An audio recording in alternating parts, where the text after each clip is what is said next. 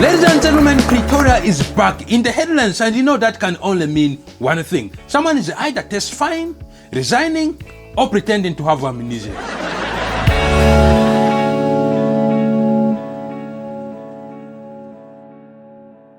This week, Witness B continued her testimony at the Madlanga Commission, and when I say Witness B, I mean, can we just pause? Why do our commissions label people like we're in a spy movie? Yeah, we've got Witness A, B, C. We're just waiting for Witness Z to show up and drop the mixtape. Yeah, like... Yo, it's me, Witness Z on the mic, exposing the corruption since 1994. Yeah.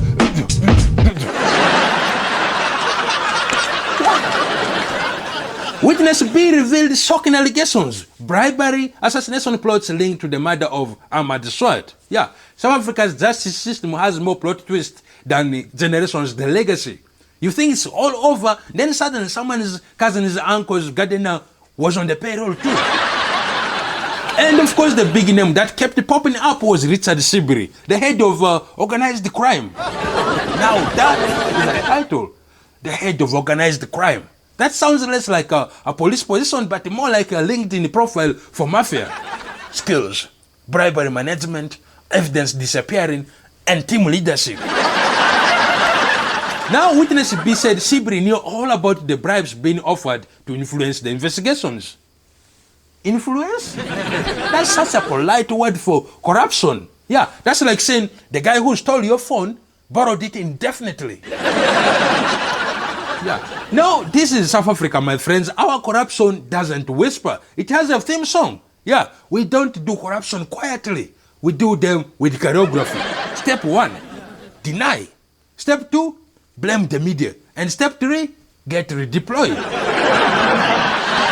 Have you ever noticed that everyone at these commissions suddenly develops selective memory? Yeah, every answer starts with, I don't recall. Bro, you are the head of organized crime. If you can organize crime, you can organize your thoughts. And the lawyer always plays it like it's a telenovela. So, Mr. Shibiri, are you saying you didn't know about the money? And he's like, no, advocate. I was just in the vicinity of corruption. Yeah, so that's like saying, I didn't eat the cake. I just watched it disappear. And these commissions always get names that sound noble. Madlanga Commission, Zondo Commission, Nanged Commission. But honestly, they should name them more honestly. The commission of people who already know, but they want it on TV. Makes sense, more right? Because honestly, we have seen this movie. The witness comes in, drops bombshells, crowd gossips, someone denies, report comes out, and then nothing happens. Yeah, it's like Netflix show with no season 2. By now, the country has seen so many commissions. We should start selling season passes. Yeah, 200 rands gets you all corruption hearings and a free snack during adjournment. And you know what's funny? Every witness has that one look. Like they're both terrified and ready to trend on Twitter. Yeah, Witness B came in like, I'm here to tell the truth. Yeah, Witness A was like, I'm here to confuse people. And Witness C will probably show up with a PowerPoint slide and a few music. Just imagine if South African commissions had trailers like movies. In the world where justice is optional, one woman dares to remember while everyone else conveniently forgets. Starring Witness B as herself and featuring Richard Shibiri as the man who didn't recall. Yeah, just for reference, the movie's title would be The Man Who Didn't Recall. And you know the commission's catering team is having time of their lives. They have seen every scandal. Yeah, they're like, oh, another bribery plot? Pass the muffin. Yeah, it's actually wild. These investigations have more plot lines than scheme sum. There is bribery, murder, cover-ups, WhatsApp messages, fake invoices, and dodgy security contracts. The only thing missing is Love Triangle and soundtrack by Master KG. Yeah. But here's the part that gets me. Every time the corruption gets exposed, someone in the government goes, "We are shocked." Shocked? At this point, that word needs to be banned. You can't be shocked at things you keep doing. That's like a toddler spilling juice and then saying, "I can't believe it happens again." And you know what is sad though? The only people who seem to go to jail are the people who didn't bribe enough. It's like, you only offered 50K? Rocky mistake, my guy. Rocky mistake. So maybe Madlanga Commission will be different. Maybe Witness B's courage will change something. But until then, South Africans will just keep watching these hearings like telenovelas, rooting for the heroes and laughing at the villains and waiting for the plot twist that never comes. Because in this country, the only thing more organized than the crime is the denial of it. I'm Gilbert Drapari, this is Feed Africa, and as always, thank you for watching. Please don't forget to subscribe if you haven't. See you later. Ladies and gentlemen, I don't know what to say because the drama is back. Or should I say, the drama continues. If you don't know what I'm talking about, I'm sure it's obvious because you already saw the thumbnails, but hey, stick around as we roll the intro and feel free to subscribe during those few seconds because it's the only way you can help us and it's a lot.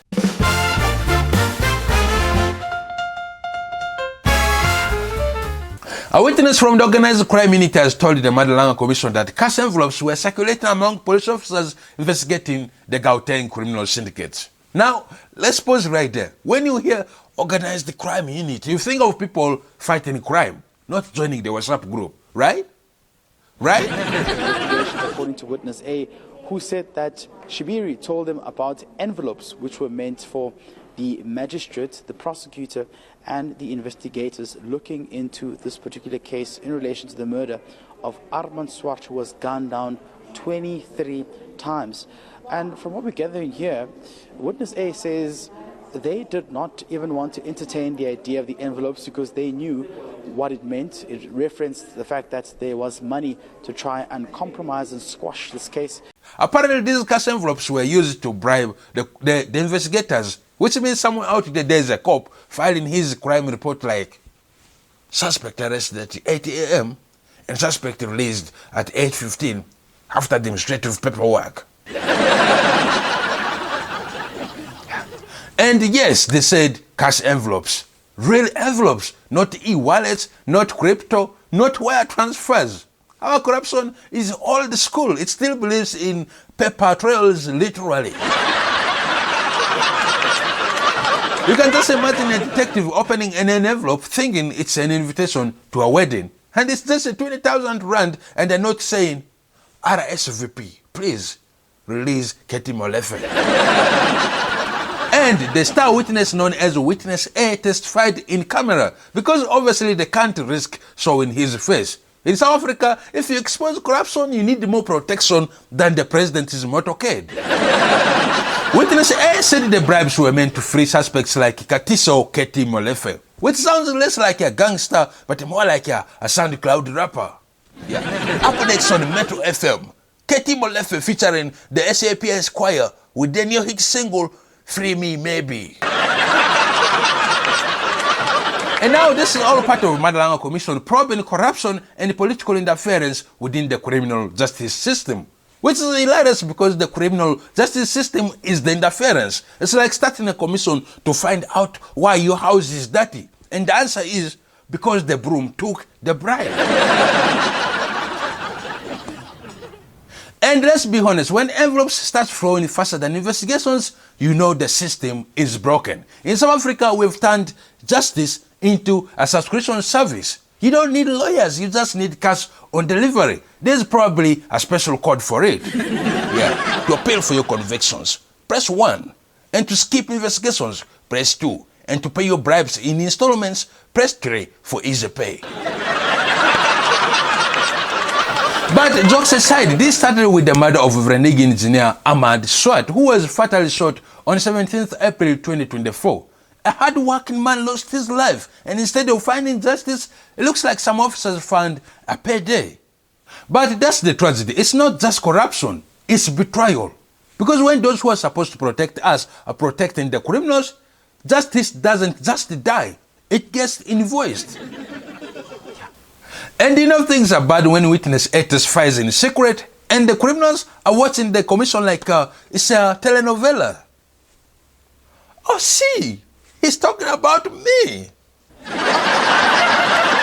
Yeah, even Netflix will reject this script for being too unrealistic.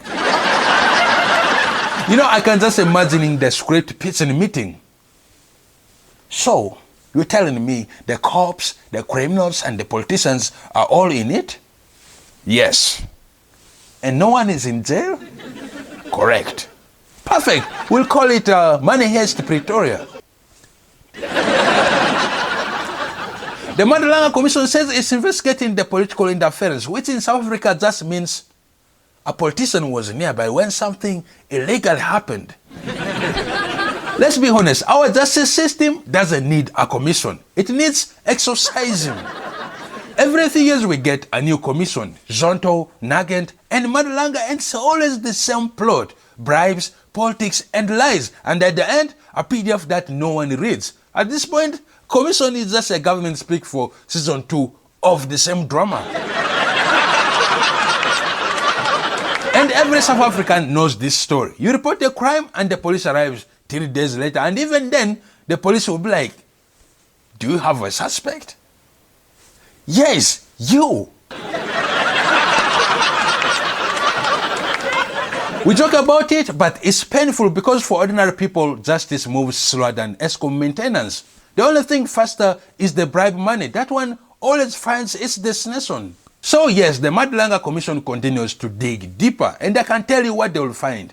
More envelopes. Because in this country, if it fits in an envelope, it's either a bribe, a payslip, or a resignation letter. And lately, resignation letters comes with the cash inside as a thank you note for your silence bonus.